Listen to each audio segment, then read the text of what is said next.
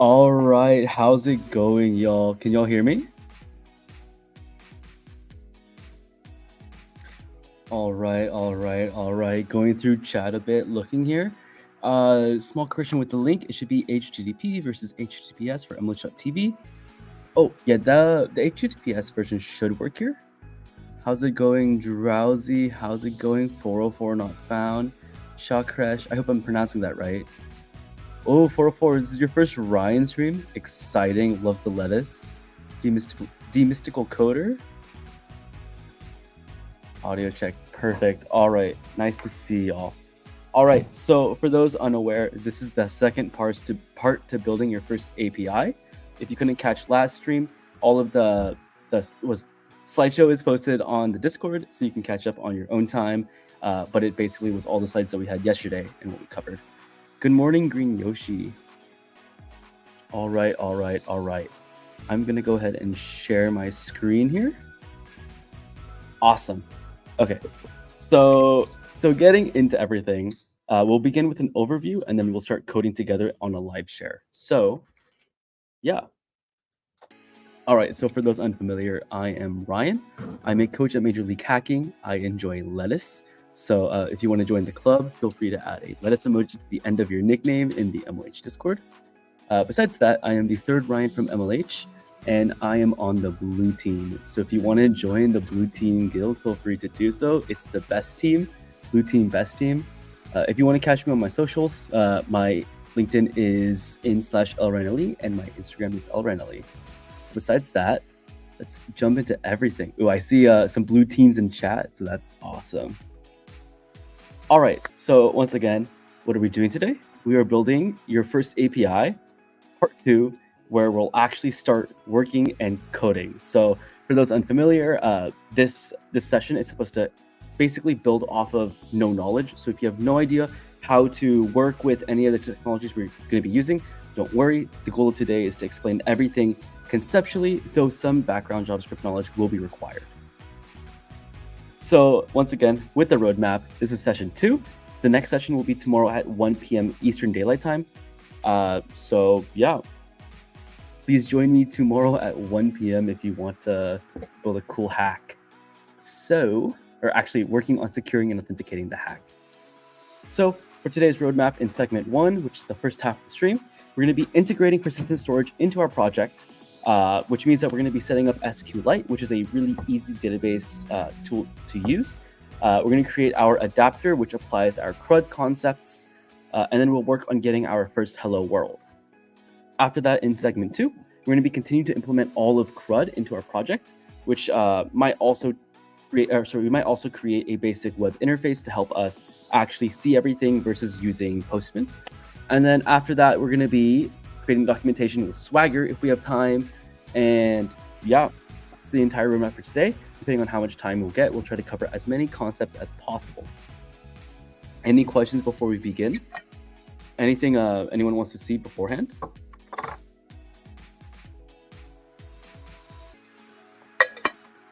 All right, I guess we will begin then. So let's begin. If you want to join me, feel free to go to this Hackpack link, hackpack/code with Ryan, and it's hackpack without the K. Code with Ryan if you want to join. Thank you, 404 not found. I appreciate it. Yep. Feel free to join that. This is my first time doing a live share instance, so I really hope it works first try. I guess I also need to copy a slide real quick while I have some time. Whoop. All right, also forgot to mention that defining our project, we're going to be working to make a tool that helps users visually locate world, national, and natural and national wonders. The data source we'll be using is one listed from Kaggle. We're going to be building this in Node because it's the language I'm most familiar with, and we're going to be working with Express just because it's a simple tool that you can use at hackathons. If you want to use Django or Flask, feel free to do so as well. But for the instance of this, it's pretty easy to collaborate on Node projects, and I personal fan of it. I am not a fan of Python. I always get the weird pib environment stuff, so I don't want to go through that this time. But yeah, it's going to be a live share stream. So I'm seeing some users join, and we're going to work together and actually learn how to create a project from scratch as if you were at a hackathon trying to hack a project like this.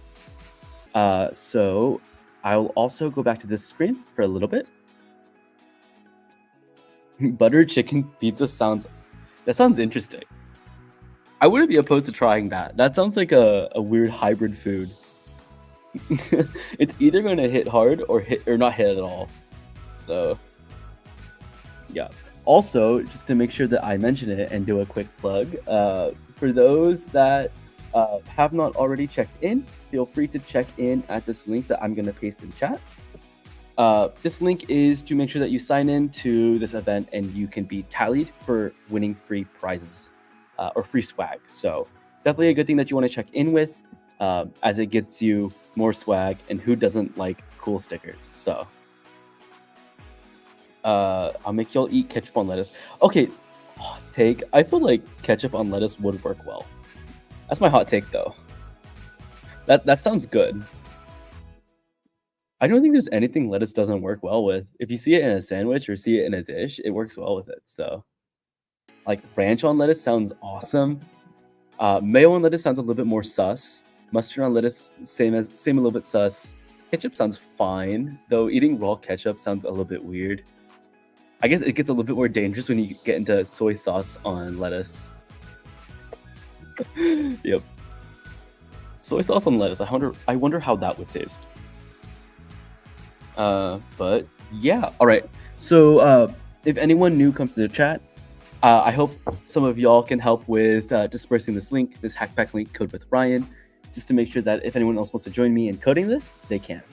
So I guess if there are no salty lettuce, that is interesting. I guess what spices wouldn't work on lettuce? That's a good question. Honestly, find a way to make lettuce bad. That's going to be pretty hard.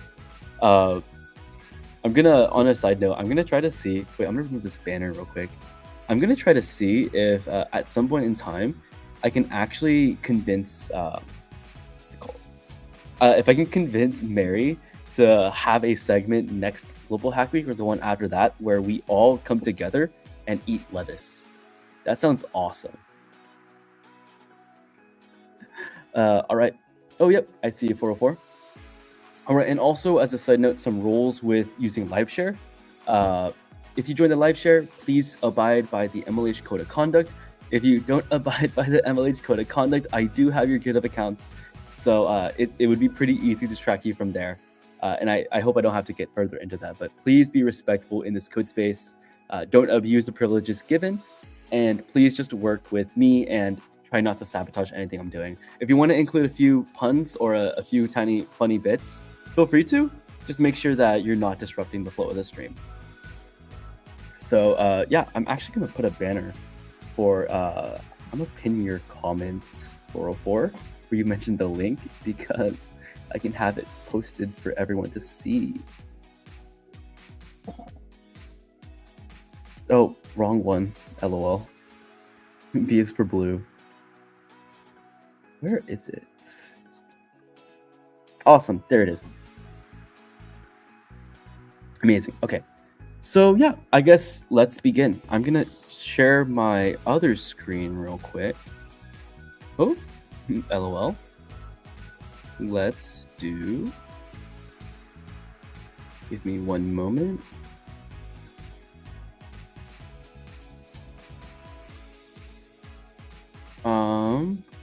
All right, can y'all see this? Let me make the screen a bit bigger. Okay, and let me zoom in. All right, I hope that's readable. If y'all can't read it, let me know and I can zoom in a bit further. But yeah, let's begin. So to make sure everyone is on the same page, a prerequisite that I've already completed is I've installed Node. If you don't know how to install Node, I believe the link is nodejs.org. Though someone correct me if I am wrong, because I haven't been there in a while. But be sure to get a version over version Node 20, and you should be good to go. Besides that, after installed, it's pretty much plug and play. I'm going to also change this music because it is A little too happy. We need something a little more chill. All right. Ooh. All right. I like this. I like this. All right. Okay. So to begin with any node project, the first thing that you need to do is you need to npm init. So for those unfamiliar, npm init will basically scaffold out a project for you, and it allows you to just create this project. So for this, I'm going to keep the name MLH APIs-1. For version, I'm going to keep it version 1. Description, I'm going to keep it blank. Entry point is going to be, for now, let's do index.js. Test command, none. Git repository, none. Keywords, none. Author, none. Yeah, I'll just keep it all default and enter through that. If you join the not CodeSpace, it's called the live share Pharaoh, it will be. So if you go to that link that is pinned, hackpack/code with Ryan, you'll be able to join the same live space as me. Do you need any prior knowledge of API Part 1? Yes and no. API Part 1, the PDF is in Discord. If you look it up on, I think it's in Team something. Let me find that real quick for you. It's in Hack Together. So if you look at that, it's a PDF of the slides we went over yesterday. And for the most part, they're just conceptual parts that we'll be using, conceptual aspects. For the most part, you don't need to know too much as long as you can follow along and understand the code as I'm explaining it. If you can do that, you should be Gucci. So yeah. So going to this, we're not going to be exactly using, actually, I need to decide that now. Do we use semantic code structure? That would probably be a good idea. Let me think about it for a second. Actually, I'm going to do something else. I'm going to go a little bit off script here, and I'm going to actually try to, I'm going to embrace the jank here. I'm going to touch something that I've never used before, and I'm going to actually use Express's application generator. So, fun fact, npx is a way that you can basically use commands. What's it called? Yeah, use commands a little bit ad hoc without installing anything. So if I do npx express-generator, I hope that's right. I haven't used it in a while.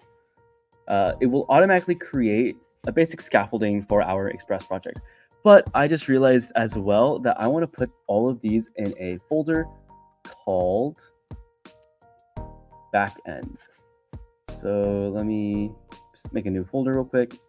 Oops. In the end, semantic versioning with this is up to personal preference. I'm just doing backend because it's the first word I thought of. Normally, I might go for a client-server naming convention, but we ball. So if I do ls and I just check the folders, I can cd into backend, which means change directory. I can look at everything here, and you notice that at first sight, I can see a few folders and a few files. So to kind of explain the entirety of what was just scaffolded using, what's it called? Give me 1 second. I'm going to try to put this stream on the side so I can see chat while I code. Sorry for the small screen. Give me 1 moment. All right, beautiful. There we go. I hope y'all can see that. I'm embracing the jank right now. All right, lovely. Okay, let's go. So going back to what I was saying, I'm going to try to explain the entire, kind of the entire dichotomy of what was just generated when I used npx express generator. So to explain it, npx express generator is just a way to scaffold up a project with a lot of the bare bones stuff. So you can see in this package.json, it created a basic scaffold that you would get with an npm init and auto installed all of the dependencies that were needed.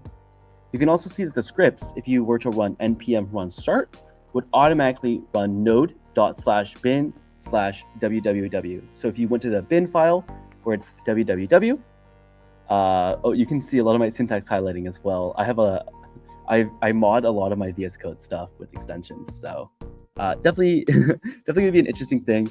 I'm actually gonna change a few of these so it can stop yelling at me, and change all these to constants instead of bar. I think Express Generator is a little bit outdated, not using all of the right semantics. So my linter is going to be yelling at me. I'm going to change all of those to const. All right, perfect. So to explain how this is all working, I'll explain it again. So whenever you run npm run start, it's going to automatically run this www file in bin.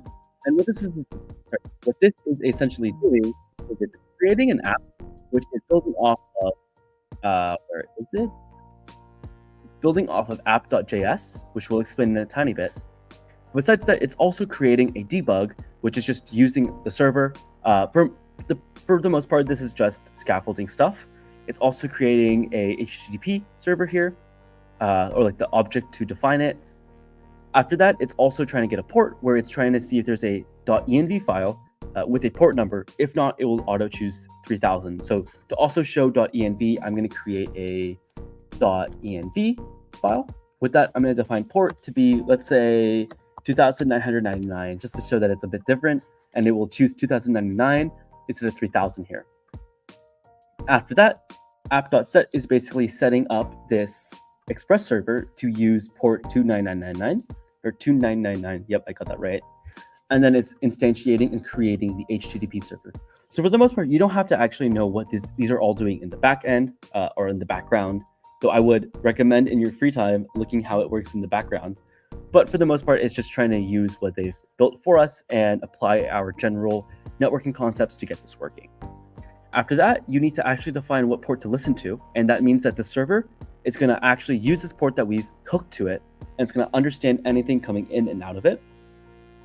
And then basically on any error, so on the event that something errors out and it's not working, so any of the 400s HTTP status codes, it's going to automatically go to our on error handler, and that's going to take care of the errors. Same thing with on listening for the listening event.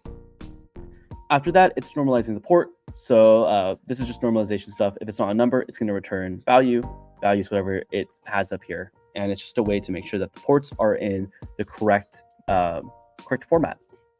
After that, we're defining our on error handler. What this is essentially doing is it's just defining how we handle our errors. So you can see here that depending on the error code, if it's e-access or error access, or it's error address in use, it will automatically change the way the error is being presented to us and make it easier.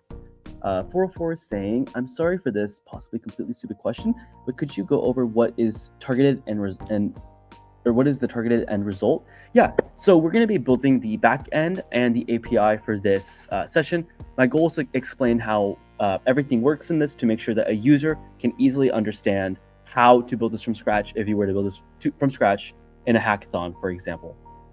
So just explaining how everything works. Oh, yeah. Sorry. I can go back to that real quick. I'll actually add that in the README. So earlier I mentioned as we were getting all the links, give me one moment. Gotta switch between tabs. I'll actually create a README here. Oh, why is this erroring? Okay, there you go. I'll create a README here, and I'll actually define what we're using here. So purpose is to visually locate wonders. Our data source is going to be this link over here. Our language that we're going to be using is going to be Node/JavaScript, and then our framework is going to be Express. So the goal is to help create a web application to visually locate world wonders using this data source. So we'll be using this data source and applying it and creating an API. And with that, we'll be able to create an application that users can use to view wonders of the world. So let me actually get this link for y'all to make sure that this is hyperlinked. Give me one moment. Here we go. And I'll just hyperlink this real quick. There we go. Yeah, so if you were to go into view mode, you can see that this is the data source we're using. Yep. So I'm going to try to speed through this a little bit because it's kind of boring and it's pretty much all defined already. But we're essentially also creating an on listen hook, which is just going to be listening on whatever port we're using. So it sends out a link to our console so we can immediately go to the server. All right. Okay. So next is just public stuff. So if we wanted to serve any style sheets, JavaScript, images, etc. from this and create our create a web server essentially that serves HTML files, we could also use this public folder. But for the sake of this project, we're actually not going to be doing that. We're creating a data-only API here. Oh, hi, Riza Mustang. For the most part, we're going to be coding together in this. So if you go to hackpack/code with Ryan, or the link that's on the bottom left of the corner, corner of your screen. You can join the live share and code with us. This VS Code site is not connecting and giving the error. Joining collaborative session waiting for host approval. Oh, give me one moment. Give me one moment.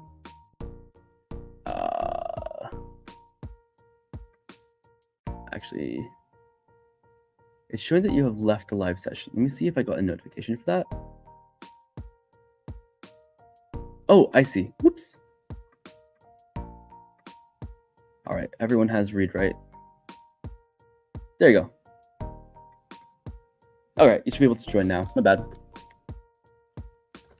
All right, and I'm gonna once again update all of these files. And okay, so the two most important concepts to understand when dealing with Express.js APIs is to understand the concepts of routing and I think routers or route handlers, whatever they choose to call it.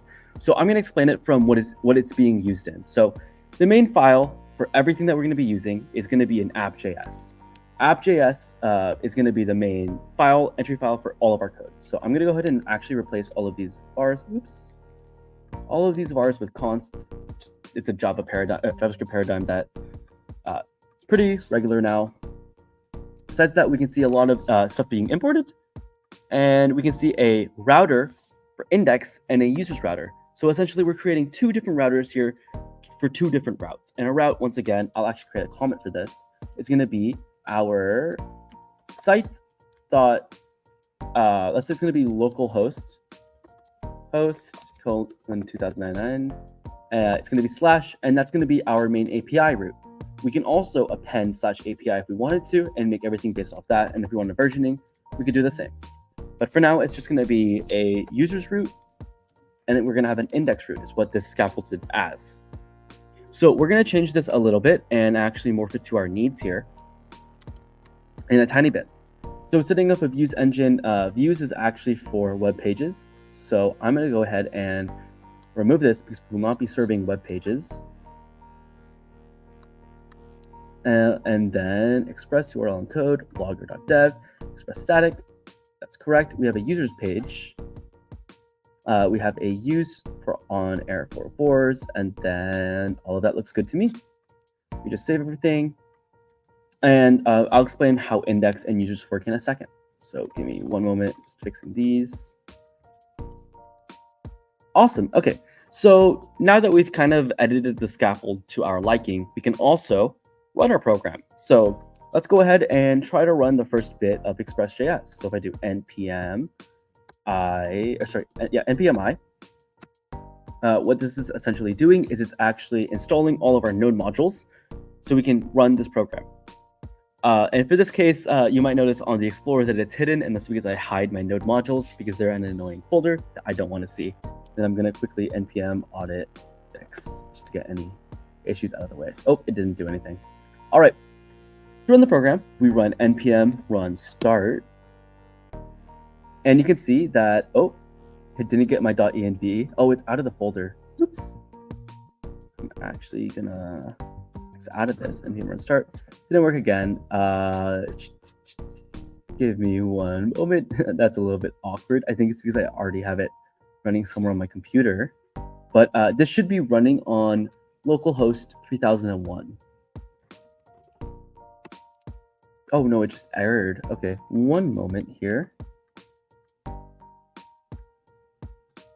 I think this is a little bit outdated, which is a bit unfortunate, but we can make do. I'm going to change this instead of listening to port 3000 to listen to 3001 for now. And we can go ahead and start this. So I'm going to real quickly share this screen. So give me 1 second. I'm going to try to share both screens.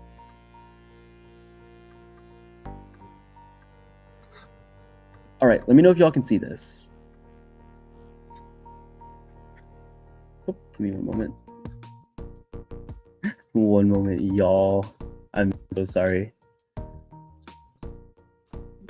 Okay, no default engine was specified and no extension was provided. All right. Oh, there's someone on here trying to serve a web file. So Okay, give me one moment, y'all. We're getting into a little bit of unknown territory here, so just to extend that. If anybody finds the error and can fix it before I can, I'll give you 10 kudos.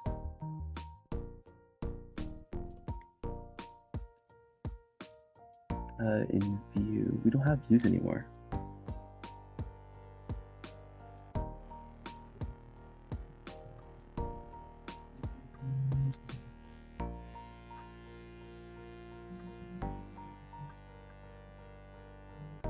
Give me one moment.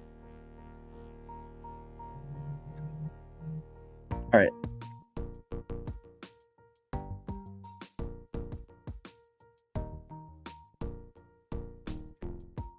Anybody have an idea where the error is coming from?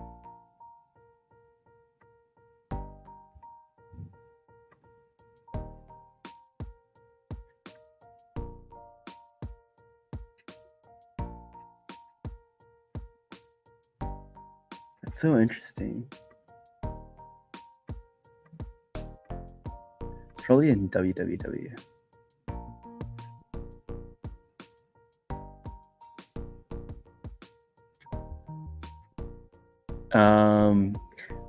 I can't give access to the terminal just for safety reasons, because I'd have to make it accessible for everyone.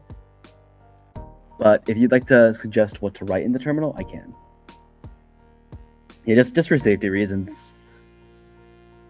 I don't know what this is erroring. This is why I normally don't use Express.js's scaffolding tool, because it's pretty outdated. Yeah. Oh, okay. This is probably the first time I'm using the scaffolding tool. And I don't know why it's not working. That's a little bit jank. Oh, it's using render. That's what it is. It's .send to send messages. Okay, that's why. LOL. All right, and now it should work. Nope. What? Okay. I need to restart the server. It's gonna give me a 3000 RDN use. Dang it. Okay. CD backend, and I'm gonna do npm run start. All right, awesome sauce. Okay, it's still giving me a 404. Do we have any more render? Okay, let's do a send error.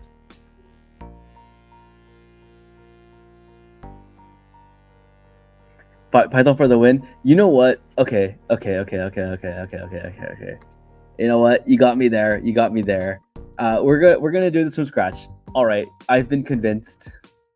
I have been convinced. We are doing this from scratch. All right. Okay. I'm a little bit disappointed with Express.js's documentation, but we'll make do with what we can. Okay. So CD backend. I'm gonna do a quick npm init, and then I'm gonna actually just enter everything. Once we have that, I'm going to npmi express, and Express should install itself. Once I do that, I can do npm run dev, or npm run start. Oops. Oh, did I npmi? Oops, npmi. Install everything, and then npm. Oh, we don't have a script here, do we? And we're going to add a script for start to be node index.js. Oops. All right, perfect. And then I'm going to create a index.js file. And in this file, we can actually do some work here. So my apologies for being a little bit jank, y'all. Oh, thank you, Poi. That was probably it, yeah. I don't know if I should go back or not, though. Sorry, this is a little bit jank. My first time using that. Okay, should we go back or should we continue from scratch? What do y'all think?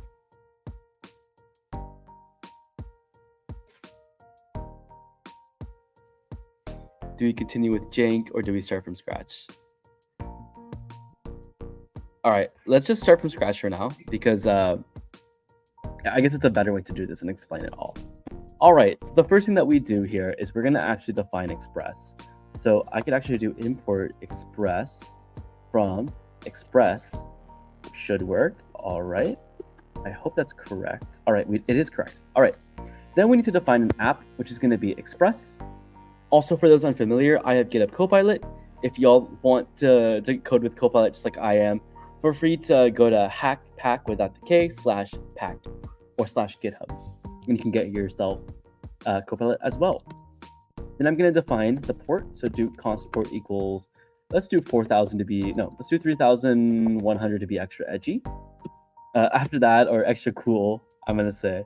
After that, we can actually define our intro route. So with this, it's going to be, we're going to define that the root route, which is defined by slash, it's going to take in what I'm going to call a lambda, but it's a expression essentially. That's going to take in a request and a result. And with this expression, we're going to make it do the following action of res.send hello world. So if that was kind of fast, this is the bare bone code to actually get Express working here. All you do is define an app. Wait, I just realized we haven't defined a port. So we need to do app.listen. Give it a port, give it an expression. Oops. To just console.log the port for us to read. So yeah, so I can actually do localhost :port/. Yeah, so if that was a little bit fast, I'll explain how everything works here. We're defining Express.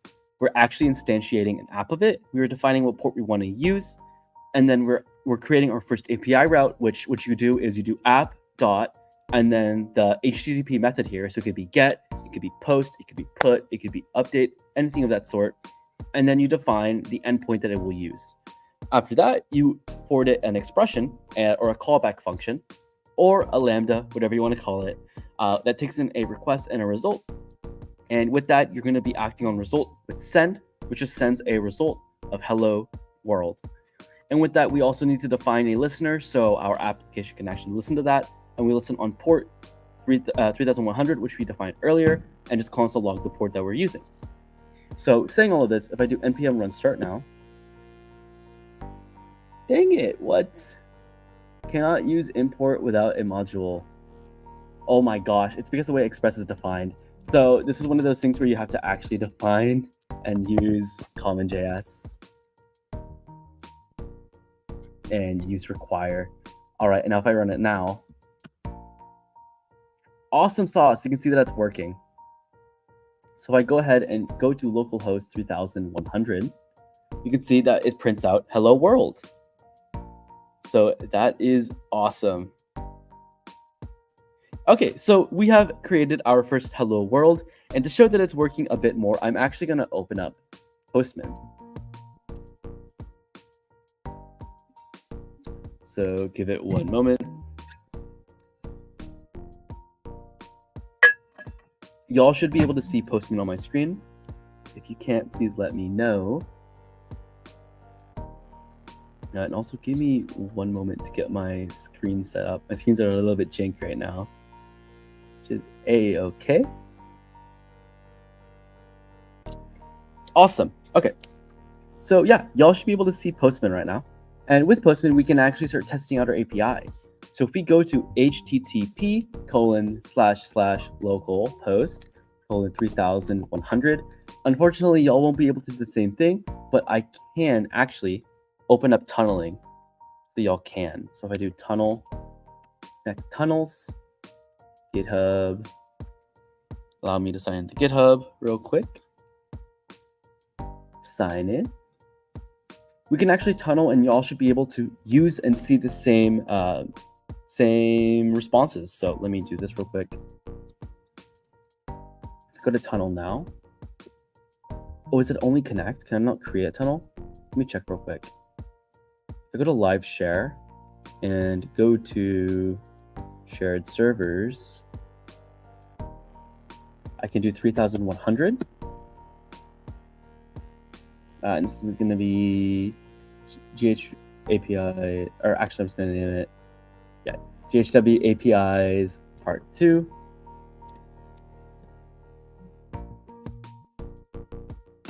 All right, so if y'all go to your bottom left where it says live share, and then you go over to shared servers, you can actually click on this link and it will actually show you the same page that we're seeing right now, which is really, really cool. Oh, CL404. Hope you get some good rest. But yeah. All right, and continuing a little bit here. So you all should be able to see the same output that I am getting over on the right side where it says hello world. So we've created our first hello world application. I'll set it on Postman and see that whenever we send a request to 3100, we can get a hello world response. So yeah, we've created our first hello world and finished the first check mark of our entire process or our entire workshop. So getting more into this, let's actually get a little bit more advanced here. So I guess what we can move into next is we can move into routing. So this is one of those concepts of creating a defined semantic for us to follow, so we can follow it more easily and make sure everything is structured. So the first thing that we're going to do is we're going to teach how methods work and how to apply them in Express. So if y'all recall from the first part of this workshop, or I guess live stream, we talked about the different methods for CRUD. So we're actually going to quickly implement those and have them just send results of trying to do. So let's do app dot. What's a fun one? Let's do app.post, and we're going to make it /. So we're going to keep everything on our root directory for now. We're going to pass it this callback, and we're going to make the result send post request. And with the same thing, we're going to do it to all of our CRUD definitions. So let's do app.put, and it's going to be the exact same thing. I'm going to let Copilot take the wheel here. We can also do a delete over here. Let me make sure, why is it erroring out? Oh, there we go. Yep, and then let's do a patch, which Copilot should understand. Patch, give it to root, we give it a request and a result, and then we pass it a callback of patch request. So we have put being the C in CRUD, the create in CRUD. We have patch being the U in CRUD, the update, which I'm actually going to start labeling right now. Going to be create, update, I should forgot the R. Oops. We have read, and then we have delete, which are the 4 parts of CRUD, and then a post is kind of a catch-all, and it can do anything that it wants. So with this, we can, so once again, we can only test gets on our browser, but we can also test the rest with Postman. So if I were to reload this, I can actually change the get request to get request. Save that, reload this page, and you can see, I think it's actually caching it, so I can uncache it real quick. Fun fact, this is part of the caching strategy. So if you empty cache and hard reload, it should update. Unless I have to reload the server each time. I think I have to reload the server each time. I'm going to actually nodemon this. So nodemon index.js. Oops. Gotta close these. And then do a cd backend. And then I'm gonna nodemon index.js. This is just so I don't have to worry about it refreshing. So yeah, so essentially what happened there was whenever you create the server, it doesn't automatically hot reload itself. So when you make changes, you have to actually restart the entire server. So what I did is I already had a package called nodemon installed, and with that, it will automatically listen to any changes, and if it sees any changes, it will kill the server and rerun it on the same port. So you don't have to deal with new port issues. So now if you go to the web link, you can also see get request. And if I were to go to Postman, which you can use as well, I can actually test it with different requests. So I can do a get request, and we see it responds with get request. I can do a post, and it should respond with post request. I can do put, and you should be able to see a put request. patch, see a patch request, and then we can see delete, a delete request. So there we have implemented all of the different methods to apply CRUD, which is fantastic. It's great.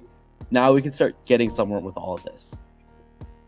So I guess, yeah, let's get into, I want to see if we can get into some routing here, getting a little bit more intricate in this. So give me one moment. Let me just look at my notes real quick. Yeah, so let's actually start logging all of the stuff that we're doing so we can see them all in console and just have a better idea of the flow of everything. So let's create a logger. So the first thing I'm going to do is I'm actually going to go to the top here and define a logger. And this is just going to be a function. Oh, actually, function that takes a request, a result, and next. With all of this, it's just going to console.log to request dot, is there dot message? Yeah, we're gonna console log the method and the request URL. And with that, we can also define next so it continues and doesn't halt the entire program. And then we can go back to the bottom and do app.use, and we're gonna make it use logger. Actually, I can define that at the top. Define that at the top over here. There we go, and then I'll also comment.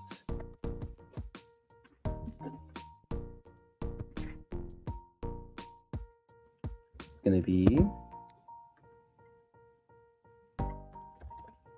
I'll just name it listen for now. All right, so now if we were to reload, we can see that every time that I try to actually use this API, it outputs to console the resource we're trying to get.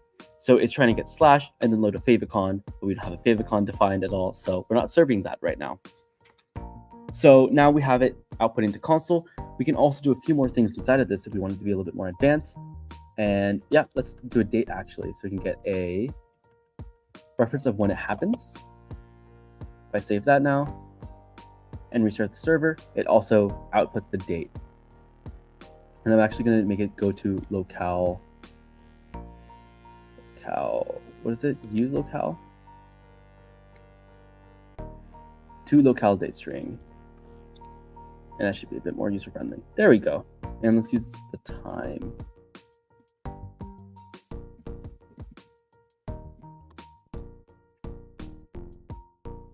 All right, there we go. We get all of that information. And I also want to add where it's coming from. I don't know if I want to DDoS myself just yet. Let's use something else. Why is it yelling at me right now? What can we do to this? We can do URL, use acquire posts, method, listener, get, express. Let's check.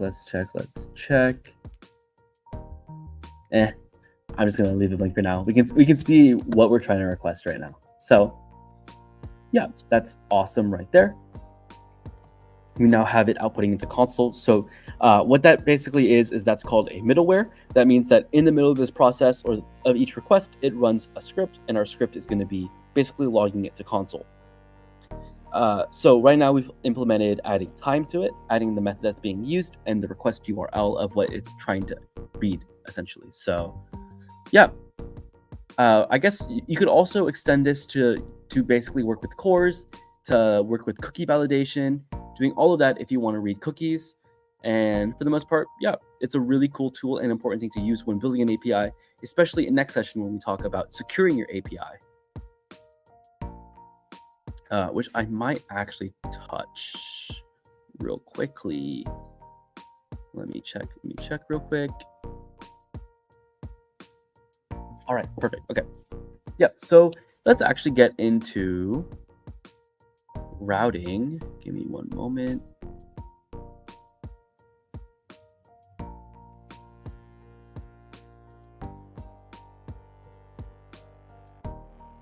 Give me 1 second. Just checking my notes to make sure that I'm in a good place.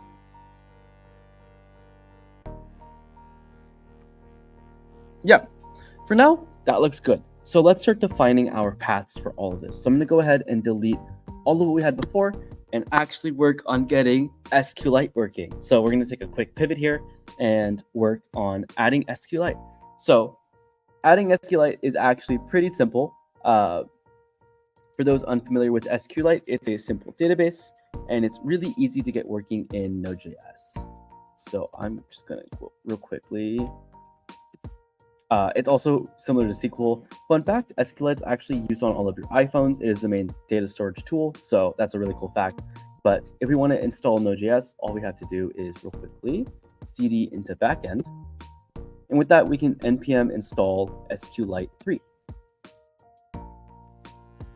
Doing that, it's going to install the SQLite package, which lets us create and use a database. So I'm going to go ahead and add that here with const SQLite 3 is equal to require SQLite 3 dot verbose.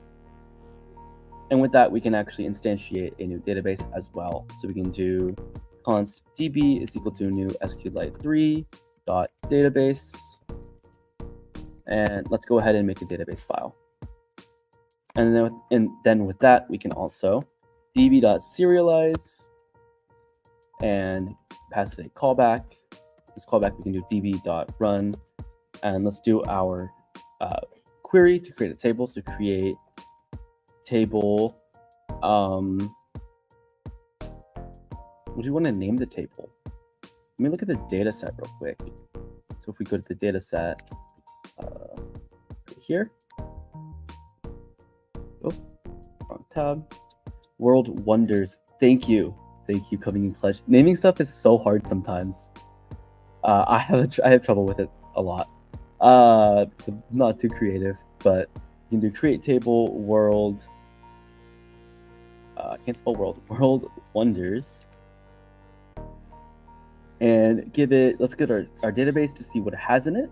You can see it has a name, type, latitude, longitude, location, Wikipedia link, picture link, built-in year, and base64 image. That is actually amazing. So I'm going to real quickly pitch GitHub Copilot here by showing you how great it is if I were to just type in a comment of name, which is a string, type, which is a string, and show how nice it is. Oh, thank you, Nana Style. I appreciate it.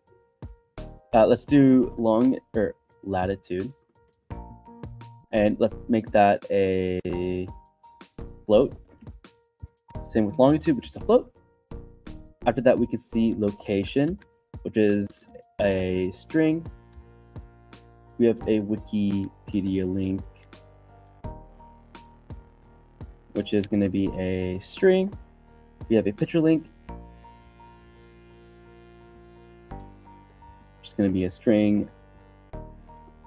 Build in year, which is going to be a, once again, string. I tried downloading on my personal PC. Would you recommend performing the following? Yeah, npm audit fix force generally works pretty well with fixing a lot of the complaints. They're mainly security vulnerabilities, but sometimes they actually break your project.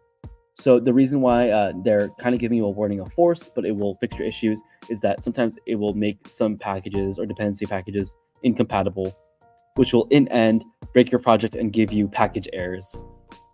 So I would personally recommend running npm audit first, and then if it still doesn't work, maybe npm audit fix, and if it doesn't work, run an npm audit fix force.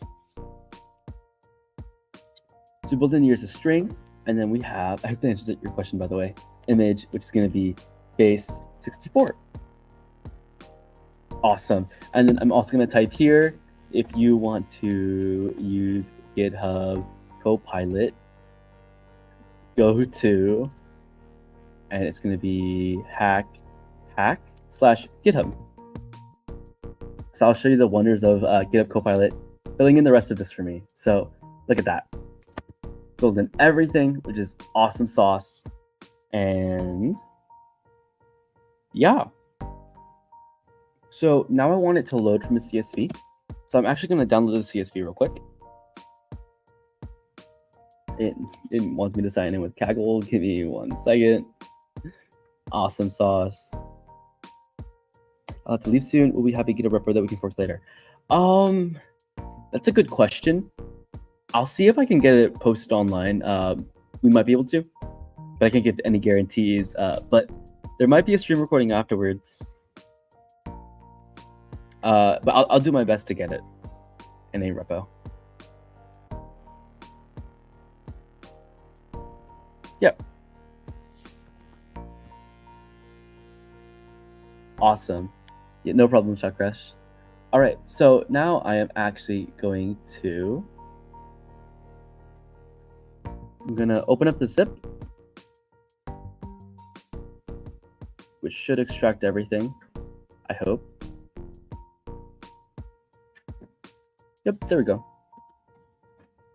All right, so I've extracted that zip here, and now we have Wonders of the World CSV, and I'm gonna rename that to just Wonders of the World, and I'll show how you can import from CSVs in SQLite. I might actually just run the SQLite command. Let me look if it's possible to do it in code.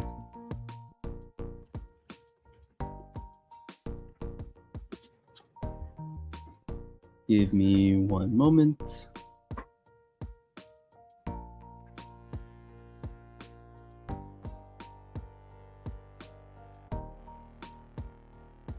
Yeah, let's see if Copilot can actually run it. So let's do import import data for table world wonders from CSV named wonders of world.csv.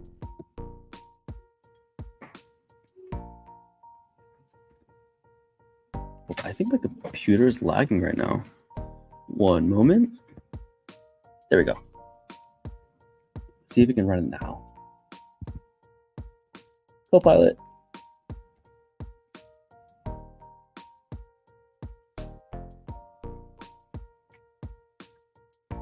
Why is it lagging?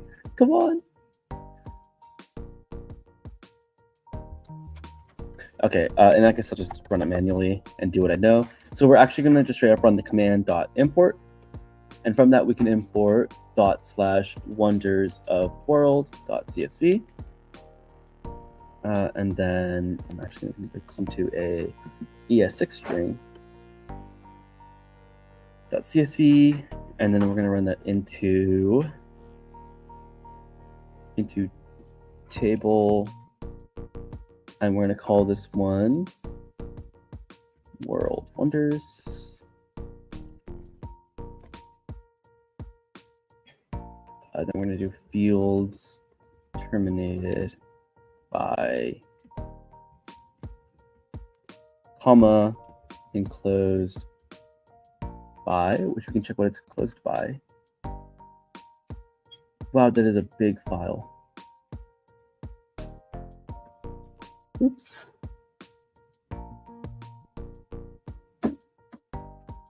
Base 64 makes it really big. Oh, geez. Okay, I'm gonna assume that it's gonna be enclosed by a new line. So let's do enclosed by. I hope that works. I'm not sure if that will work. Or actually, I'm gonna leave that blank. I'm gonna let it auto assume. And then ignore one rows. Okay, I'm gonna see if that works. I'm not entirely sure. I'm gonna save it and pray and hope for the best. Ah, shoot, dang. It's not working, but it did create a database. Let's see if it worked. If it imported. Ah, dang, it just created the table. It didn't actually import. Okay, I'm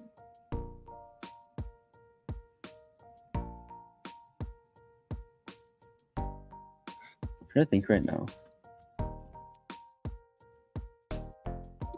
I wonder if I can use GitHub Copilot chat. .csv. Come on, come on. Ayo.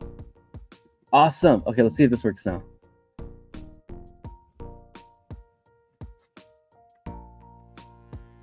I'm gonna delete this database. Save it, run it again. Error event on statement at That's not very helpful.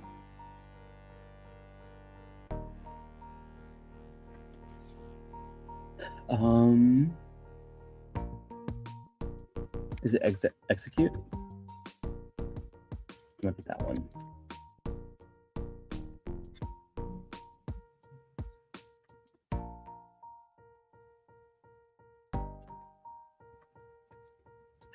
Could this be the issue?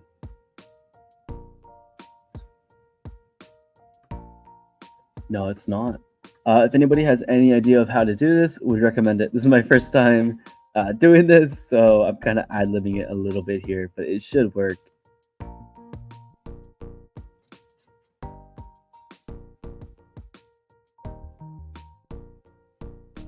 You can also feel free to edit the code with me and fix the issue if you see it anywhere.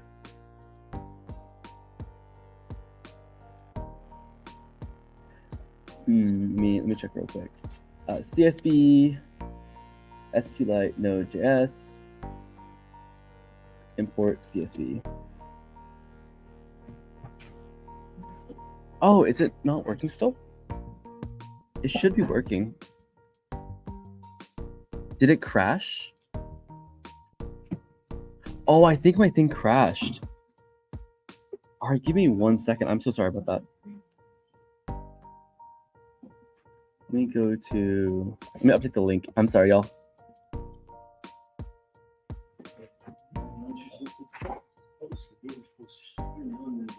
Okay, sorry if there's some background noise, my apologies. Let me update the link. I'll go ahead and send the link in chat as well. Just 1 moment.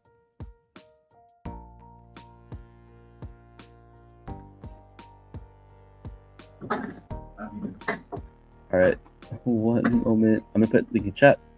Join this link if you want to join, and I'm gonna update the hack pack real quick.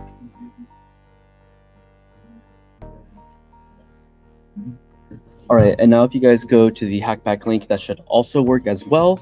So Hackpack /code with Ryan, and that should also work. So yep, apologies about that.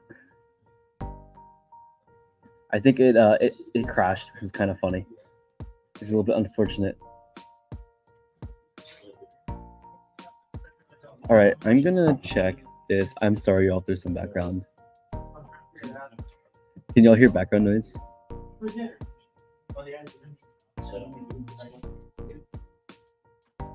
You hear the background noise, or is it silent? I'm so sorry if you guys can hear background noise. Let me just make sure that my audio is not picking it up.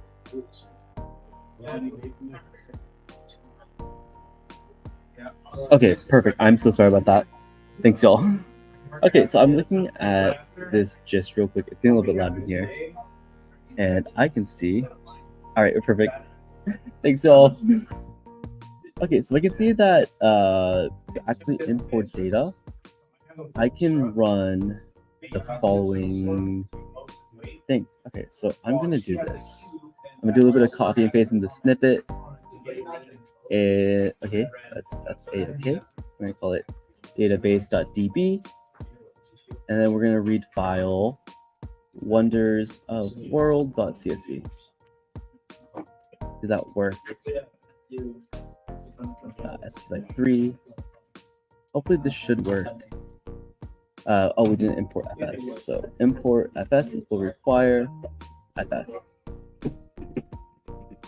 Requesting approval. We need to do that. Sorry about that. There you go.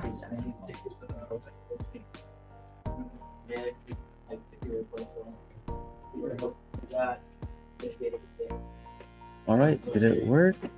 Complete that, save this again. Still hasn't worked for some reason. All right. No problem, don't worry about it. Or no worries. Okay, so it's not importing from a CSV. It's a little annoying. I'm gonna actually try to copy this other snippet and see if this works. So yeah, let's see if this snippet works instead. We do a little bit of using our resources real quick.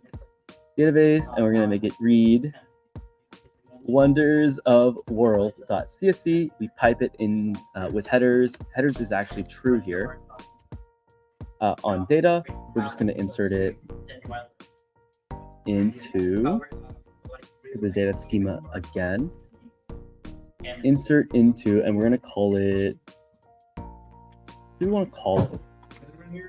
Let's call it wonders. We're going to insert into wonders, and it's going to contain values of name, type, latitude. I'm going to do these all lowercase. Name, type, latitude, longitude. I'm going to name it lat long. Lat long location. Then I'm going to add Wikipedia, URL, year, and then image base 64. And then with that, I'll just add in the remaining question marks. 1, 2, 3, 4, 5, 6, 7, 8, 9. So 1, 2, 3, 4, 5, 6, 7, 8, 9. All right, and then choose that there. It's practically done. All right. CSV is not defined. Oh, I forgot to import CSV. That's right. So with this, we need to actually import CSV, or no, sorry, npm I CSV-parser. All right, lovely. And now if I save this, it should work for real. Oh, and I need to import that as well. Import CSV, no, const CSV is equal to acquire CSV parser. Okay, no such table wonders. Oh, I need to create a table wonder. So we can do create a table called wonders.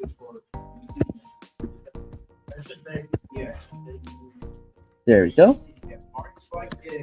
And it automatically added everything, which is why we love using Copilot. All right, now let's see if it works now. No table wonders. Why? I need to reset this right now. Oh, there we go. Beautiful. And now everything is added in, and if we do a quick check, we can see that everything imported successfully and correctly. That is beautiful. Now we have the database. I'm actually going to go ahead and add some logic here to check if it's filled. Check if table wonders, or if table wonders exists, and that should just do an if statement for, okay, if it does that. Or actually only run the following code to import from CSV if table wonders doesn't exist. Doing that.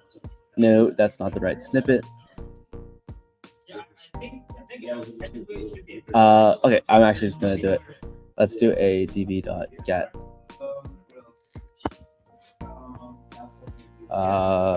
from SPLite master, and this is the master table.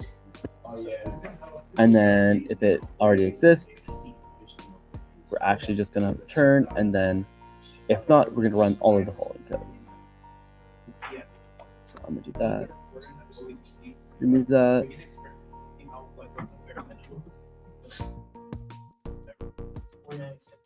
All right, perfect. And just to go over this logic, what's happening here is that, what's happening here is if we get the table and it doesn't already exist, we're gonna create everything. Else, we're just gonna exit it and not run the code. So if I save this now, you can see that it doesn't try to add all the code back again. So yeah, now we have this database table that has all of our data, which is lovely. And we can start actually using this data. And this is where it gets a lot of fun. So yeah, so let's start with our CRUD and actually get the data. So let's make get on slash, give us a hello world. The server is running successfully. Did I spell that right? I hope I spelled that right. All right, and let's add a new route, and let's make wonders actually contain all of our wonders. So I'm not going to cheat like this, but it did get the command that I wanted to do correct, and it's going to select, essentially. Just fix this as well. We're basically going to select everything from table wonders, and we're going to give it a callback of error or on rows. And if there's an error, it's going to run the following code. Or what am I saying? It's just going to run the following code with the fallback, and we're going to just make the response a JSON object, and it's just going to contain all of the rows. So if I run this, hopefully, and I open it up on the web, I should be able to go to /wonders, and it's going to take a second to load because it's 46 megabytes of data. I might actually limit this query in a bit. I'm actually going to only make it the first 100. So actually, I'm going to add queries to this. Yeah. Anywho, before I get into that, you can see here that it is showing on the right side of the screen all of that code, all of the code in our database. And if I stay on this any bit longer, it's probably going to crash the stream. Did I crash? Okay, I'm going to unhighlight that tab to make sure that we don't crash here. So yeah, it's 46 megabytes of data, which is a lot of data. So let's actually create some parameters here and start working with get. So what I can do right now is add parameters. Number. Actually, we can go about this two ways. We can either make it an amount that they can request and a starting index, or we can do a start and end. So what I'm going to do is I'm actually going to implement it as start and end. Add params start and end. And with that, it's just going to create some query starts. So what it's going to do is if none of these parameters are added, it's going to default to 0. And if end isn't defined, it's going to default to 100. And it's basically going to grab the first 100 queries. And from this, we can update the query. So we can do where I think it's called ID, right? ID is, I forgot how to do greater than in SQL. Greater than in SQLite. It's been a while since I've done some database stuff because I'm mostly a front-end engineer. So let me just look at the comparison operator. Is it just normal comparison stuff? I think it's totally just normal comparison stuff. All right. If ID is greater than start, or actually, would it be an and? Yeah, and end is less than, ID is less than end. Yeah, so doing this now, if I refresh this real quick, it should now work with that to only get the first 100. The first 100. Why isn't it working? Let's check. Request. Okay, something's not working here. Remove declaration of the unused start variable. Oh, I forgot to use the actual variable. Oops. That's why. ID is less than end. Yeah, so this should work now if I were to run it. Please. Awesome, it's working. It's just a lot of data. Actually, what I'm going to do here is I'm actually going to open it up in Postman.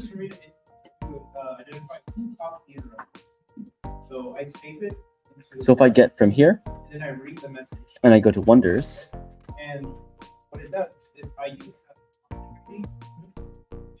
what?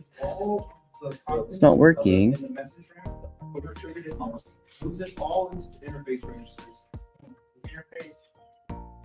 Interface registers is what you use to program the message objects. HTTP/. Is it this? Yeah.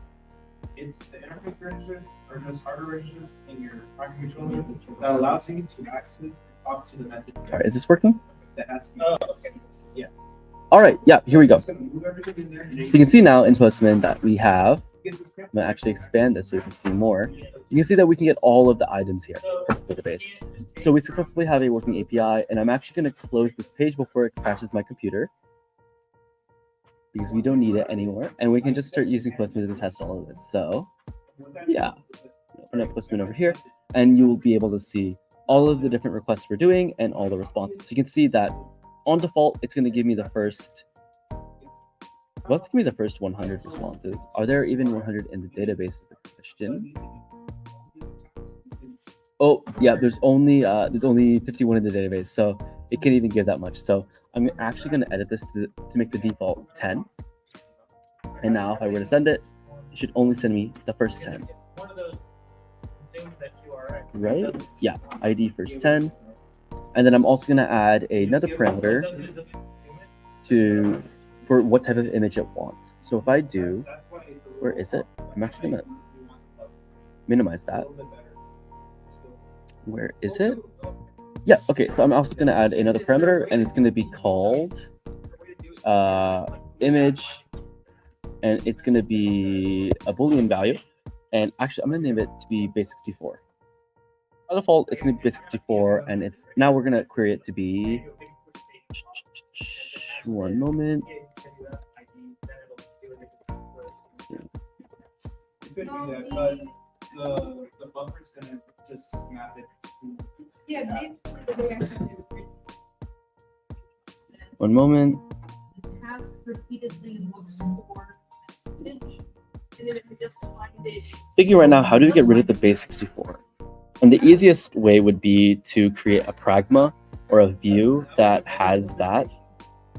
So I'm actually going to do that right now, where on default, whenever we run, we create a view. So, how's it doing that? Yeah, if one doesn't find it, it just. Let's also add this. It's gonna switch to the next one. Create a view with base64.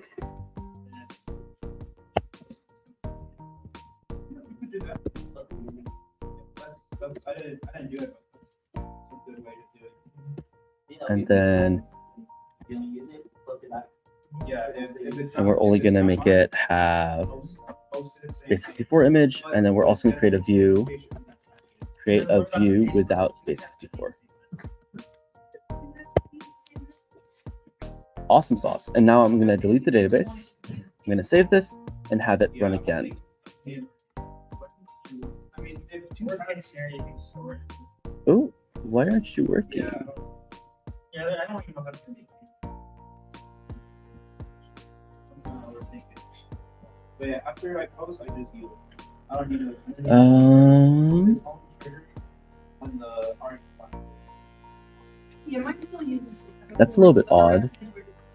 Yeah, but multiple applications still use the orange. It's just some sort. And Why isn't it inputting? Maybe it's the query. Select from the SQLite master. It's a table. I'm actually just going to say, let's remove that and just have it run once. You're claiming ownership. And if that, Just the ISR yeah, exactly. You don't want. Yeah, if we use. Where is row? No one would be able to unlock it. Yeah. Remember, the very different concept. Let's try this now. So Yes, once it's in that phone, that's the only person who can post it back. exactly. Meanwhile, Okay, that's run now. the ownership is. Research table wonders. I'm so confused. Yeah, which is why we're using the send It person. should be So running. Say, hey, I've got a message, and then Someone It else. create the table wonders. and be like, oh. If you're gonna read, add it. Give me that message. When we think about Oh, usually to make these calls, I don't think. In realistic manner, change it. Exactly. Exactly. He posted. all right. It's ID. It has all of that, and it's also going to include URL, and that should work now. Come on, what? There we go.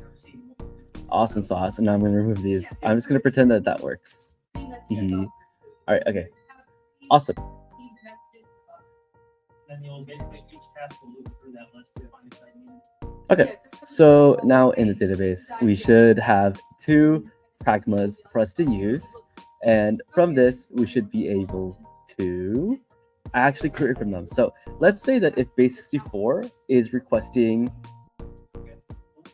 actually, I'm gonna name it base64. So if they give us the value of base64, we're gonna assume that it's true. Else, we're gonna assume that it's false.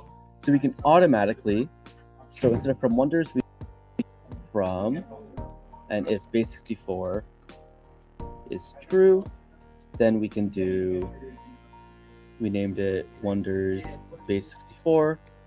Else, we can do wonders image.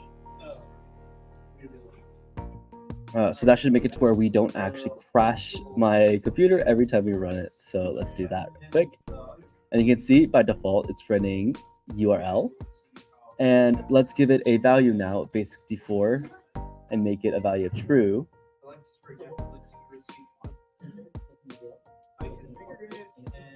And now it's giving us base64 images, which is a lot. So now we have either value of it. And let's say that we want it to be false for now by default. And then let's do start.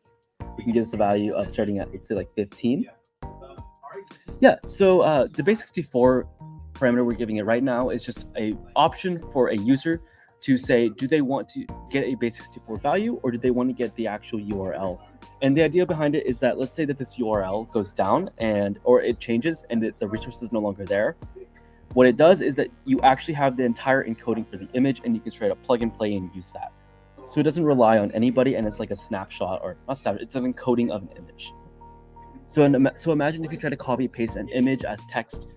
This is a textual version of an image. So I'm going to start at 15 and I'm going to end it at, I'm actually going to make it start plus 10. That way it's a little bit more dynamic. And now if I were to send this query, we should get everything starting from 16 and up. I'm actually going to change this query to be start is equal to. So we should get everything 15 and above, and it should go 10 plus that. So it should now be, oh wait, I defined that. Oops.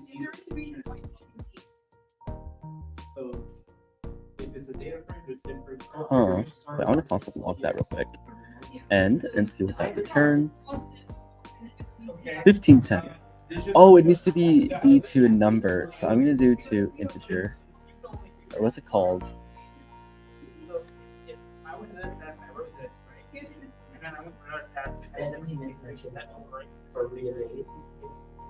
What is it? How do you turn to a number again? Why am I brain fogging this? Picture. It's a number. All right, awesome. This should work now. Yeah, now we get it to add. Oops, I forgot that's still in string form. So now we should get it up to 24. All right, yeah. Is int work? Let's see. No, I think that is Python that you're thinking about. In JavaScript, they use number. It's a little bit more confusing, but yeah. So now you can see on the bottom here, we're getting from 10 to 24. So 10 inclusive. The end is not inclusive. And it gives us the first 10, unless we define, let's say our end, we want it to be 32. Then it should do everything to just before 32, so 31. Yep. And then it starts at 15, which is what's happening back there. All right. Okay. Awesome. Now, perfect. Yep. All right. Awesome. So now we have created some parameters to use. And with all of this, we can now kind of query exactly what we want and use what we want. Now, let's add an edge case here. Let's say that we want to actually be able to add a new world wonder. So yeah, okay, perfect. Yeah, let's do that. So let's create our first product CRUD, and that is create. So if we do app.create, and I'm gonna try to make sure that GitHub Copilot doesn't finish this entire thing. It did. All right, we're gonna just. That's so funny. Yeah. It's creating the entire thing, and it's not going to stop creating the entire thing for us. But essentially what we're doing is we're also making the endpoint be wonders. We're creating this callback. And with that, we're defining all of these different parameters that we're going to require in the body, not in the get part. I guess we could also make this get, but wait, it's not create, put.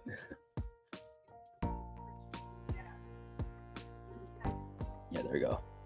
Actually put, whoops, and we're going to create all of the different variables that we can take in. So what I'm going to do, actually, I'm going to make it a bit more robust.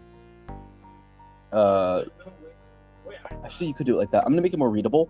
What we can do is we don't let them select the ID. ID is going to be selected automatically. So the next thing that they can insert is name. And actually, I just realized why Copilot's saying this. We're going to require all of these parts. They need to have all of this inside of the request. Otherwise, it won't be able to work. So after that, we can actually start doing a DB run where it inserts into wonders, so the wonders table, and we're going to give it the name of name, type, lat, long, location, Wikipedia, URL, year, image, base 64, and then the values is it value or values? Value, right? Yeah, values will be automatically inserted, and then dang it, Copilot finishing everything for me. Yep, and then we pass it in the values, and then with that, let me actually make it prettier. Image, and then we pass it a callback. So callback, and basically if they do not have everything there, we're gonna give it an error, else it runs. So I'm gonna actually make it a little bit prettier.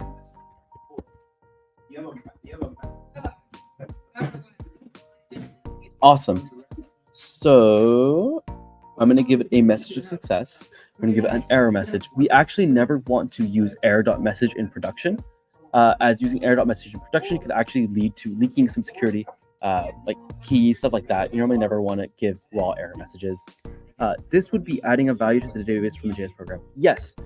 So using put allows us from this API, we're creating an API endpoint for users to actually add values into our database from anywhere. It can be from the web, it can be from JavaScript, it can be from anything.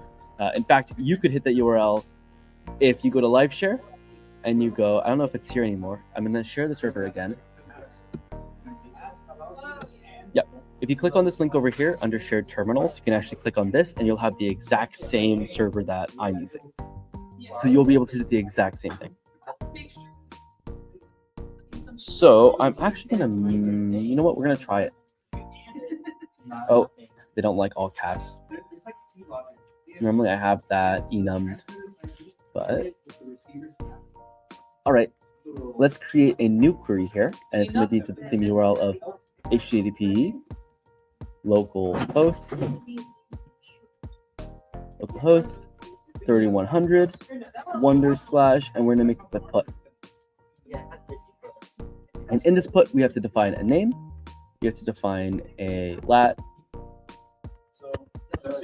we have to define a long, location, a Wikipedia link, a URL, a year, and then an image base 64. And with all of that, we can define it here. So let's make a new world wonder. What is a funny world wonder that we could add here? If anyone has any suggestions, feel free to drop it in chat.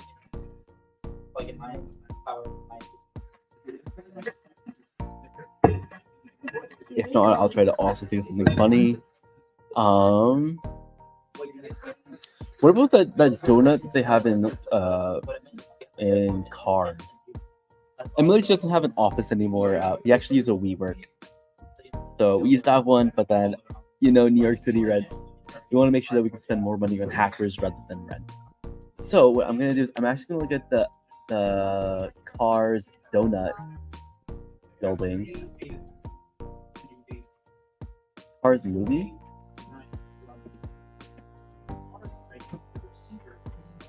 IRL location.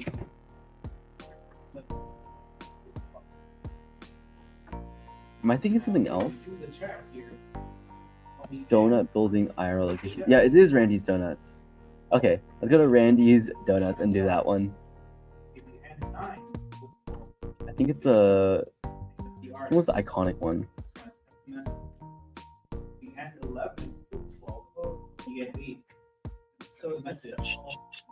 Let's let's go to Wikipedia. Oh, we have the Wikipedia link now, so we can fill that into Wikipedia. We can give it a image URL of this. Copy image address. Let's make the year of this. It was founded in, when was it founded? 1953. So it's going to be the scheme that we're going with. Yeah. So that's how it's going to work. If you only want one keyword, Oh, we can just add the year straight up. Awesome. Let me open up Postman again. It's going to just be 1953. I am going to now convert this. Oh,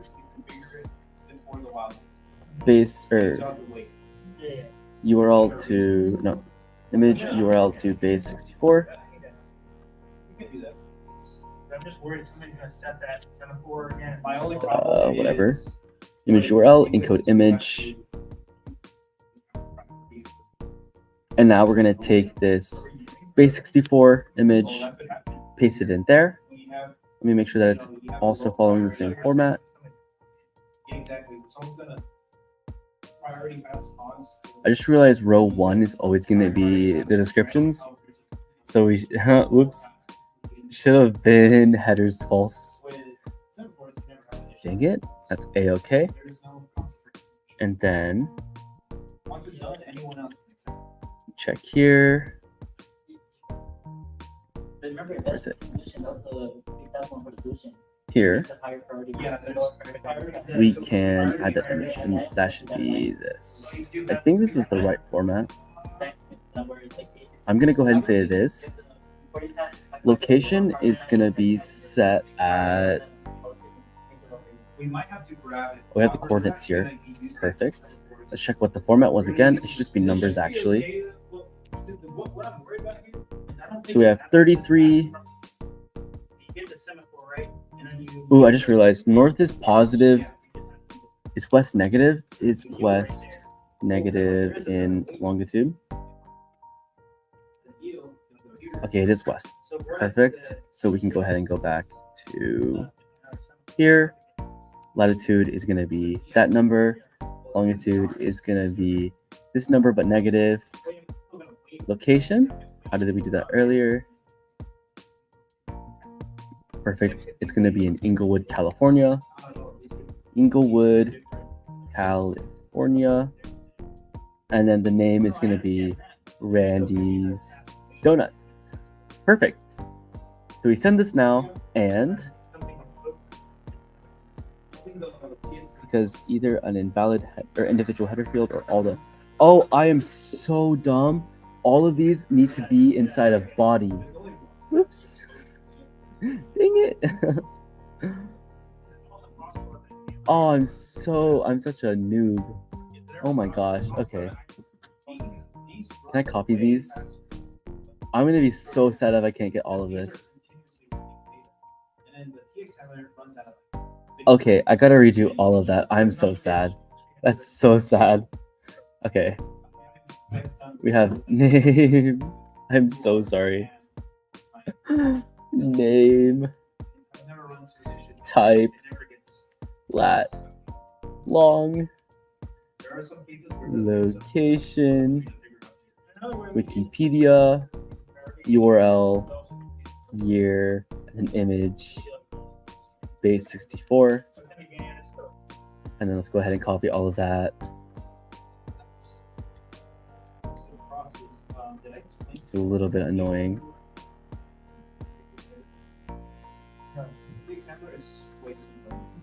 All right, we add. I just realized we forgot to add type. What types do we have?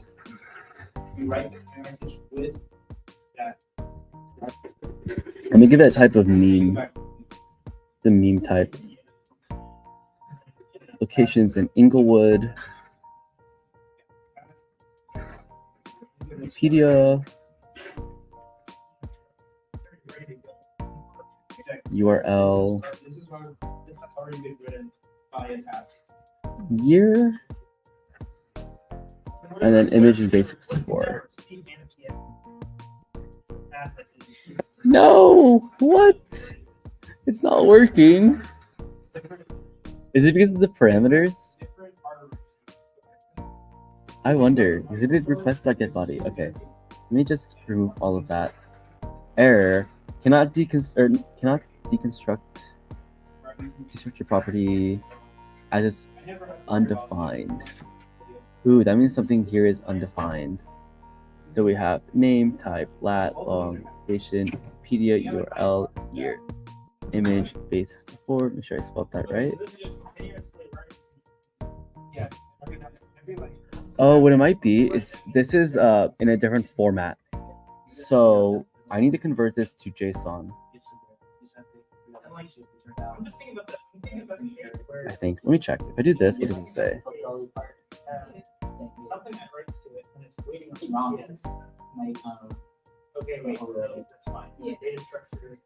That's a little bit annoying. The fun part of messing with these. Actually, I'm gonna make these part of out of the params. I'm gonna do rect query.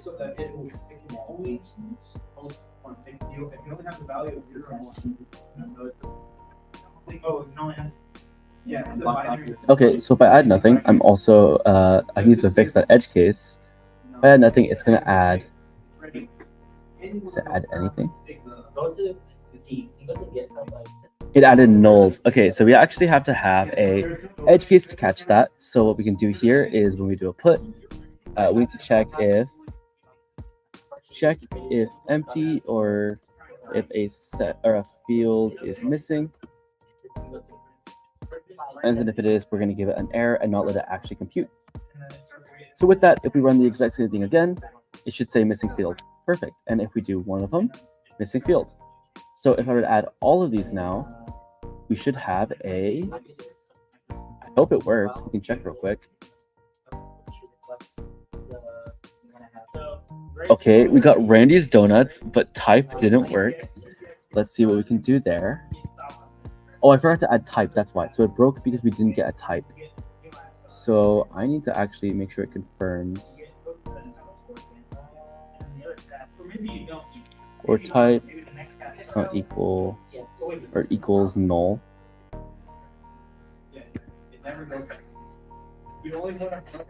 So now if I send this, why is it still working? That shouldn't be working. LOL, we're just gonna add type manually here.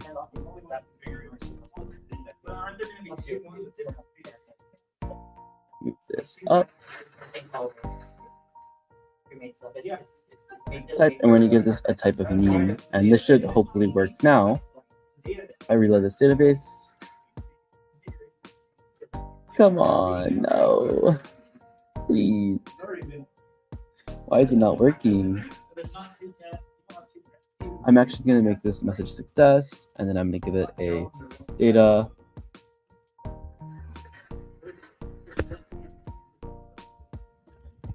I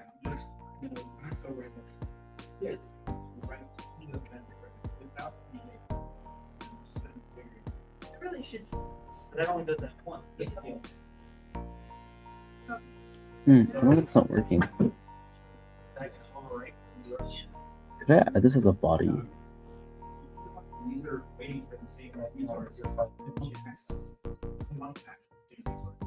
Yeah, but these are wild truths.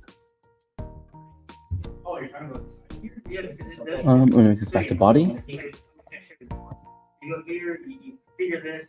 I thought it was just Do this doing here.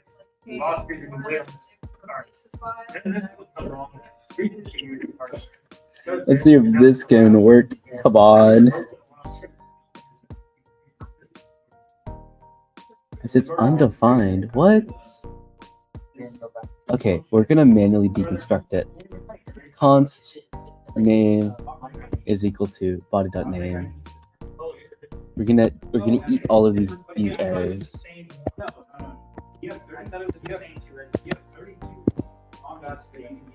All right, awesome. So now it's just stopped giving me errors, and now everything should work. Hopefully. Let's try now. Okay. Cannot read properties of undefined. reading name. So name isn't actually being set up here. So body should have it. Let's try a different type. Might need to be form data. Uh-oh.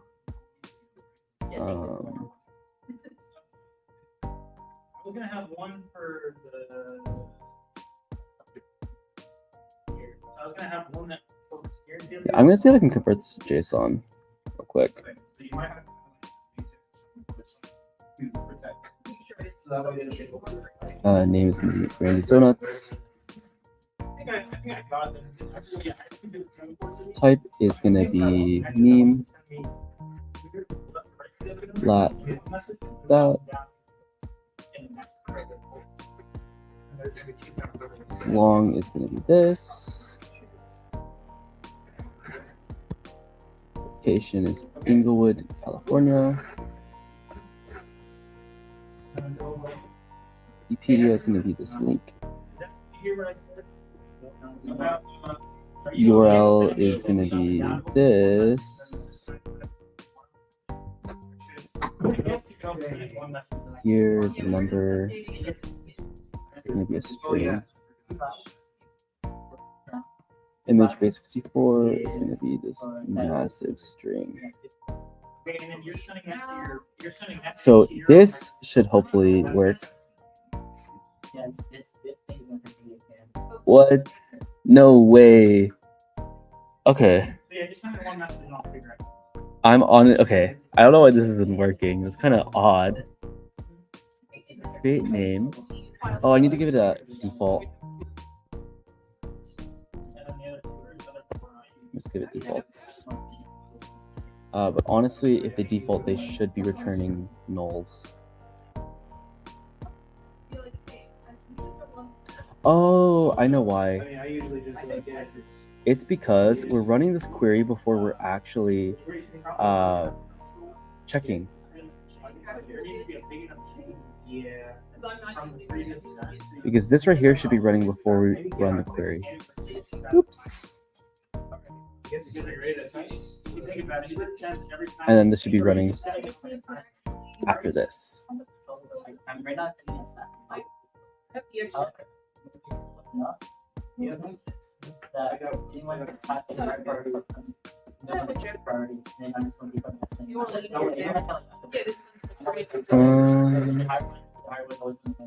Alright, there we go. So now if I run this,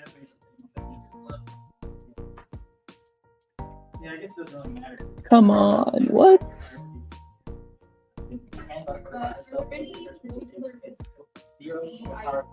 That should be working. If it's signal, it should be giving missing field. Those are accepting any message object as the. This one only accepts a message object. Yes, this one only does type. I'm actually going to do a quick console log to help debug this. It works. Yeah, can I find it to your range?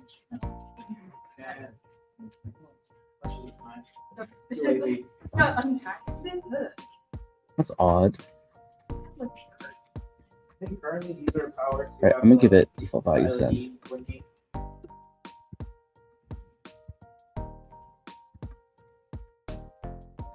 Let's do that.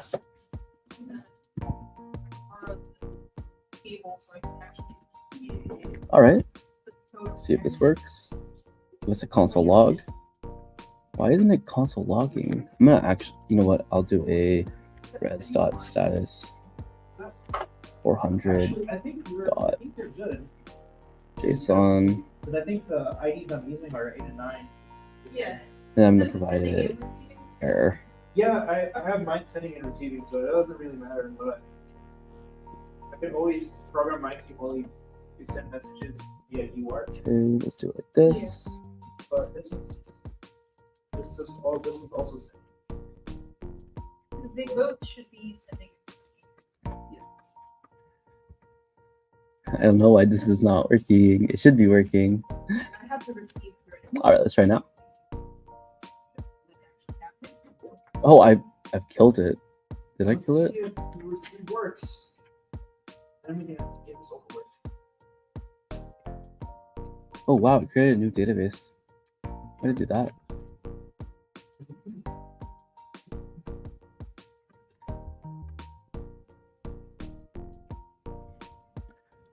Huh.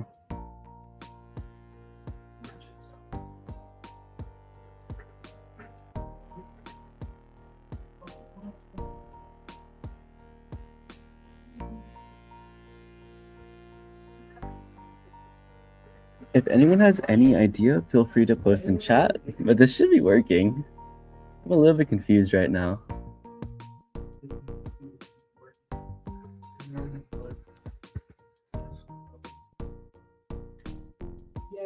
Undefined reading name. This could honestly be our launch. Is this the wrong syntax? It's okay. One's API magenta, one's const pink. test is equal to rec Pretty colors. body dot. Hey, Leo, why don't we just have the same understanding? What's up? The note 2 and note 3. Let me check real quick. Give me one moment. Wait, we have it earlier. Okay.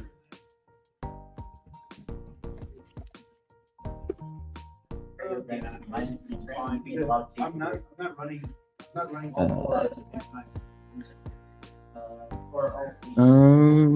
It's just so that I have a microcode that programs the transmit, receive, and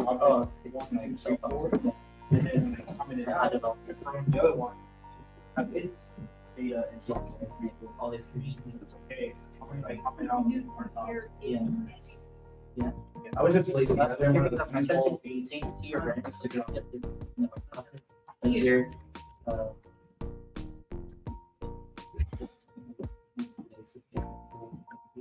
Thing is, I think the syntax is correct. I don't know why it's not working.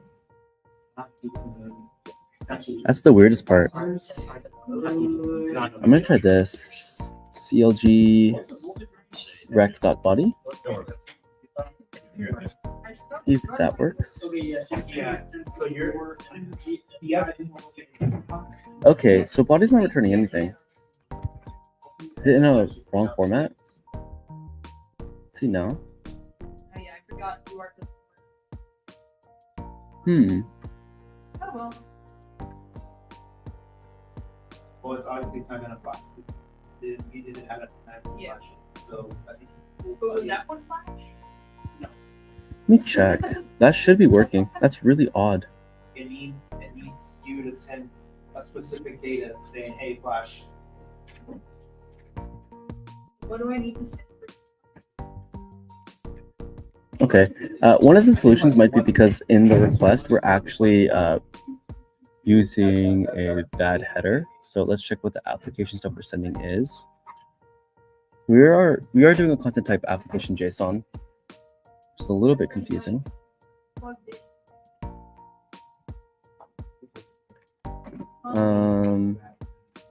Try this. I wonder if we use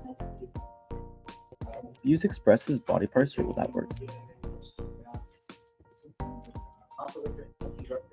What's deprecated?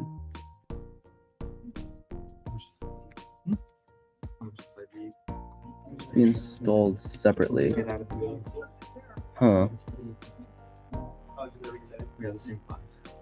Do an npmi. npm I body parser.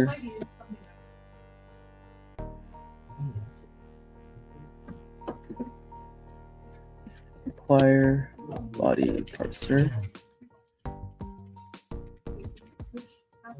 And now we can use that over here.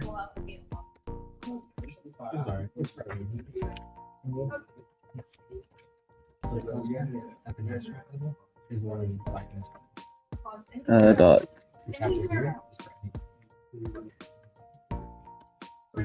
And I'll run that up here.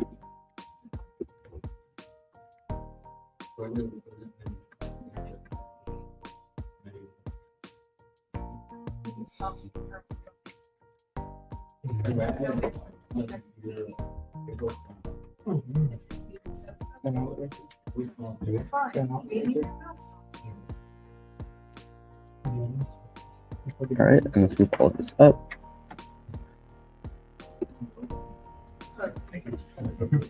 Yeah. All right, now let's see if it works. Yeah. So, No way. What?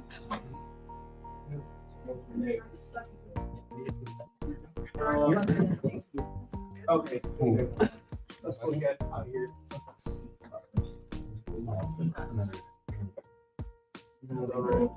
There is the actual. yeah, so just wait. Once it gets in that part, Okay, so it's actually getting our values now. So we just had to add a body parser and now it works. But it's for some reason giving us an error and saying cannot set headers after they were sent to client. I am unfamiliar with what that means, TBH. Maybe it's because we're actually responding. We're responding pretty early into it when we. So I'm gonna. It's not that, and I think it's because we're actually erroring. That's why. Okay, so if I remove that now and I send this, it should work. And now we have it successfully working. So we just had to add that body parser, which is my bad. I completely forgot about that. But if we go back into the database, we should be able to reload this and see that we were able to add something into it. Yep, we added Randy's Donuts. It's now working, all added. And now to complement this, we'll add a delete functionality. So in interest of time here, I'm gonna let Copilot take the wheel here, but explaining it all. Essentially, when you give it a specific ID here, yay. Sorry about that, y'all. I completely forgot about body parser. It's a weird quirk of Express. Express isn't the best technology to use when making APIs, but it's also really easy. There's a really good community on it. I just didn't look at the documentation, so that's on me for not reading. But if you look here, the way this is working is essentially we are providing an ID.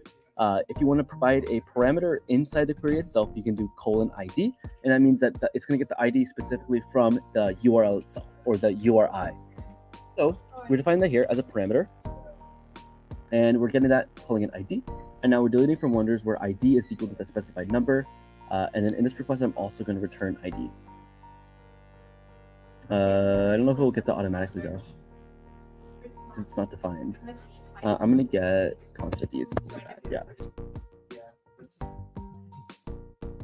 All right. And with this, it should be able to work. So if I look at the database, and I look at 52, 53, 54, pretty much 52 to 56, I need to delete those. So if I go back into here, back into Postman, create another one, and this time we do the delete operator, we can actually go straight to, I remember I said 51. We can delete 51. And I'm actually going to change the message to say successfully deleted. And then add it, what's it called? Yeah, ID. It's going to be called wonder with ID that. So go to the database, and I now delete 52, 52, 53, 54, 55, 56. And if I were to refresh this database, actually, I'm not even going to look at that. I'm going to go back to our get request, get this, and I'm going to look at everything after number 45. So I can just remove the end. And you can see here, everything after that, it ends on 50. Does that mean that we did delete everything on accident? I might have accidentally. Oh, it still has ID 57. So the reason for that is it's not a cascade. It doesn't move everything back down, which is honestly my bad, but we can fix that by just trying to query from 50. And you can see that it keeps the old ID of 57, which is both a good thing and a bad thing, because it doesn't cascade and try to fill in all those gaps, but in the end, we have an ID here. So, or sorry, we have the same ID, so it keeps persistence. So with that, we have implemented delete, and the last one that we have left in CRUD is update. So I'm going to comment these real quick. This is going to be delete. This can be over here, create. And oops, I'm gonna start hiding these, and this is gonna be read part of CRUD. So let's go ahead and create update. So with that, we're just gonna do the exact same thing, but instead it's gonna be it's called patch. That's what it was. Patch. We're going to patch at wonders and add a specific ID. With that, we take in a callback of request result. And from there, we can go ahead with the logic of const ID is equal to require rec/frames.id. With that, the data is going to be the exact same thing as before. I'm actually going to implicit because I am going to be annoying like that. And I'm going to define all of the values that it needs.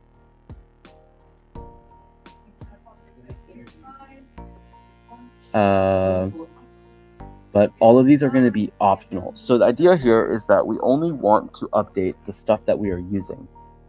So actually, the way that Copilot mentioned is actually is easier because it deconstructs exactly what it needs. So let's go ahead and do that. Let's do ID is params, const name. All right, it's doing what I was doing earlier. Come on.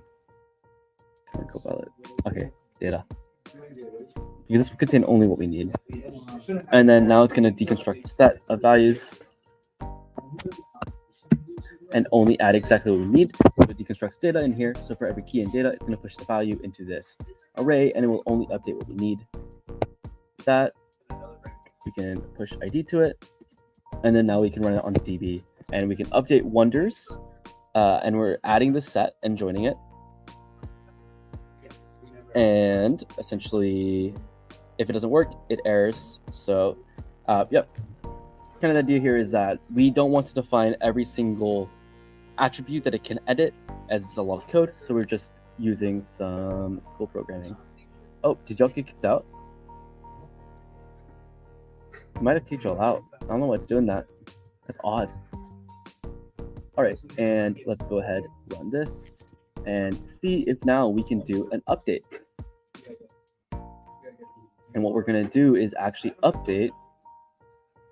So we're going to update number 57, which, if y'all remember, is Randy's Donuts. And we're going to make that have an ID of 51. No, it didn't work. Let me check if it's just erroring to error or if it actually worked. It didn't work. Okay. Update wonders set where ID. Table wonders already exists. Why is it doing that?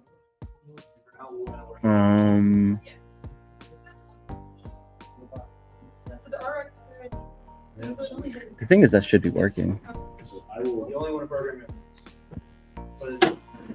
Come on, we're so close to finishing CRUD.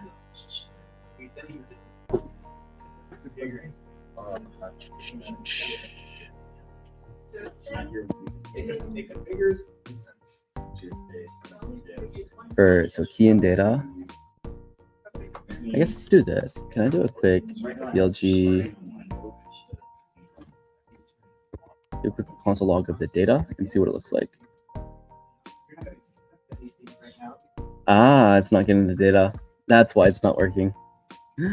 That makes sense. I swear, why doesn't it ever work? First try. It's still not, it still isn't getting the body. Oh, because I'm putting it in parameters. Parameters is going to be the ID itself. I need to go to body here and give it a raw value of JSON. And we're just going to make the ID be 51. So now this should work, hopefully.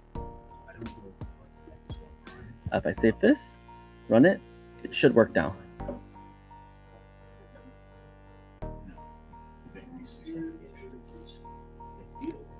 Let's see if it updated in the database. It might just be stalling right now. Oh, there you go. So I think I actually forgot to give it on an on success. Yeah, I forgot to return. So I need to actually say successfully updated that. Oops. Okay. So we can redo that, and we can do a change ID 51 to 52. And if we go here, we can see that Randy's Donuts is now 52, and now we can change it back to 51. And then if we rebuild this, you can see that the ID has changed. There we go. And let's say that it's actually not a meme, and we want to change the type to something else. So we can change number 51. We can change it from what's it called? Type. We can change it to iconic movie locations. I think it's a string as well. And with that, it successfully updated Wonder with 51. So if we were to reload this, you can see that it's now updated with iconic movie locations. So you can add anything you want to this object and it will dynamically add it and update it to the database. So with that, we have completed all of create, update, delete, and over up here, it's read.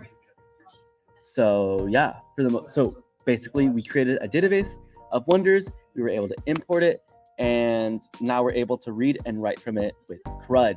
So this is the first part of building an API. I wish I had another session actually, so we can actually build it out with the front end. But you can see here, we were able to create an API to actually update, read, just do anything we want to that data set and have it work. So that's exciting. Going back to the slideshow real quick. Where is it? It should be over here actually. Right here. Going back to this. That's the end of part 2. And once again, unfortunately, we weren't able to actually. Did we complete everything? Implement CRUD. We got get and post. We got our first hello world, and then after that, we weren't able to create an interface or get cross-origin resource sharing, which is what you get whenever you try calling it from your own browser. But we were able to implement patch and delete, and did some basic error handling with HTTP responses, but we weren't able to get to API documentation. So we were pretty close to getting to everything, creating a basic web interface, and then also creating OpenAI specification. But there should also be more of this throughout Global Hack Week. So I would highly recommend checking out some more Global Hack Week streams. But for this and for now, this is end of part 2. Join me tomorrow at 1 p.m. Eastern Time for part 3, where we learn how to secure and authenticate a hack using Bearer tokens, GHW or JSON Web Tokens, stuff like that, and just basically securing our API so only authenticated users can work on it and others can't. Yup. Sorry for being kind of everywhere with this one, and sorry for the chaotic background noise, but thanks y'all for working on this with me. If you're in the code space right now, please feel free to copy and download everything right now. I'm unsure when I'm going to be able to get this stuff up, but for the most part, it should be after all of these workshops. I should have something up on GitHub, but yeah. Join me tomorrow for part 3 of the security sessions. So yeah, thanks all for coming. Enjoyed the time, and yeah. All right. Peace, y'all.